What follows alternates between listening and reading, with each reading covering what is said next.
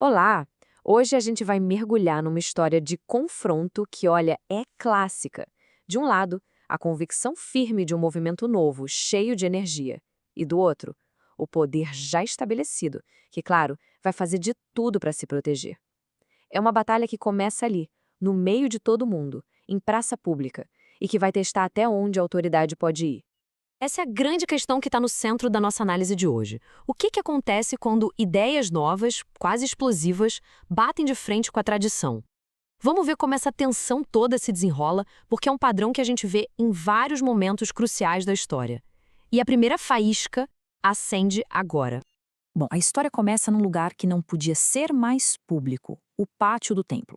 É lá que dois líderes desse movimento que estava nascendo, Pedro e João, estão ensinando. E a mensagem deles, sabe, ela vai direto no coração das crenças das autoridades religiosas. Principalmente a ideia da ressurreição. E essa mensagem não estava, de jeito nenhum, entrando por um ouvido e saindo pelo outro. Pelo contrário. O número de seguidores simplesmente explode, chegando a quase 5.000 homens. Esse crescimento enorme é o grande sinal de alerta que bota as autoridades em modo de crise total. E a reação da autoridade, claro, foi rápida. E bem previsível, né? Eles estavam incomodados, perdendo o controle da narrativa, então o capitão do templo, os líderes religiosos, eles agem. Para eles, a mensagem não era só errada, era perigosa. A solução que eles acharam? Prender Pedro e João. Simples assim. Deixar eles trancados durante a noite, longe do público, na esperança de apagar aquele fogo que tinham começado. No dia seguinte, o cenário muda completamente. Agora é um confronto de altíssimo risco. Pedro e João são levados perante o Sinédrio, que era, basicamente, a Suprema Corte Religiosa e o Conselho Governante da nação, composto pelas figuras mais poderosas que se possa imaginar, incluindo o sumo sacerdote e toda a sua família. E aqui, o conflito todo se resume a uma única troca de palavras. O conselho exige saber: qual é a fonte da autoridade de vocês? E a resposta de Pedro é direta, sem hesitar um segundo, invocando o nome da figura que essas mesmas autoridades tinham rejeitado e condenado.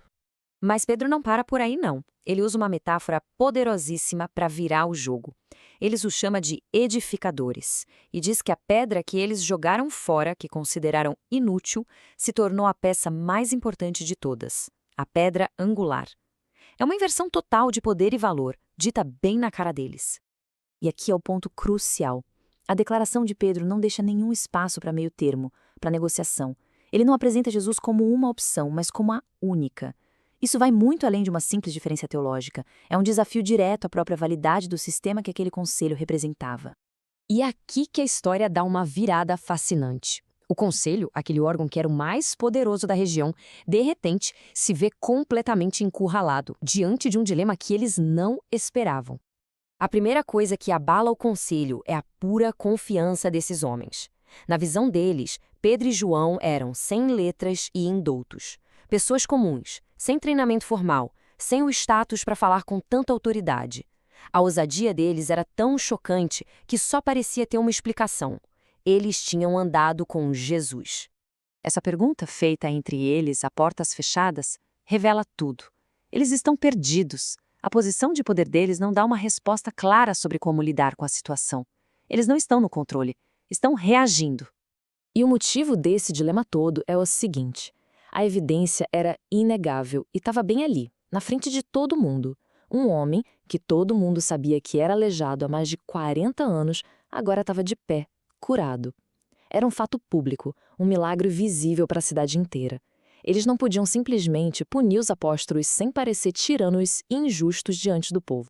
Já que não dava para atacar a evidência, eles decidem atacar a fonte. E aí recorrem à única ferramenta que sobrou: a intimidação. A estratégia é simples. Se não podemos refutar a mensagem, vamos silenciar o mensageiro. Eles emitem uma ordem bem clara, proibindo-os de falar ou ensinar no nome de Jesus. Mas como será que Pedro, João e a comunidade deles reagem a essa ameaça direta? A resposta, depois que eles são soltos, é talvez a parte mais reveladora e, sinceramente, surpreendente de toda essa história. A resposta deles para a ordem do conselho é: uau! É praticamente uma declaração de desobediência civil, sabe? Baseada numa lealdade muito maior. É como se eles dissessem: olha, julguem aí, É mais justo obedecer a vocês ou a Deus? Com essa pergunta, eles deixam bem claro que a autoridade que eles seguem é outra, é superior, e que eles simplesmente não podiam ficar quietos. Assim que eles são soltos, a primeira coisa que fazem é voltar para a comunidade e contar tudo. A reação do grupo poderia ter sido de medo, né?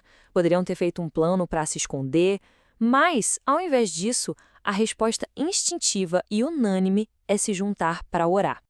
E olha só o que eles pedem. Eles não oram por proteção contra as ameaças. Não pedem para que seus inimigos desapareçam. Eles pedem mais daquilo que os colocou em apuros. Ousadia para continuar falando. Eles pedem coragem, não conforto. Essa oração por ousadia não resulta só em mais palavras, não. Resulta em ações profundas que remodelam completamente a comunidade. A convicção deles se torna algo visível, algo que se pode tocar no modo como eles viviam. O resultado é uma comunidade transformada. O texto usa uma linguagem muito forte para descrever essa mudança. Eles se tornam um só coração e uma só alma.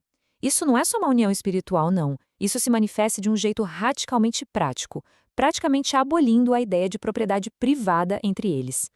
E essa ideia não era só um sentimento bonito. Eles criaram um sistema para colocar em prática. Pensa no nível de confiança mútua. Quem tinha mais recursos, como casas ou terras, vendia por vontade própria. O dinheiro era então colocado num fundo comum e distribuído para que ninguém na comunidade passasse necessidade. Era uma economia baseada na generosidade, não no lucro. E isso tudo nos traz de volta a nossa questão central.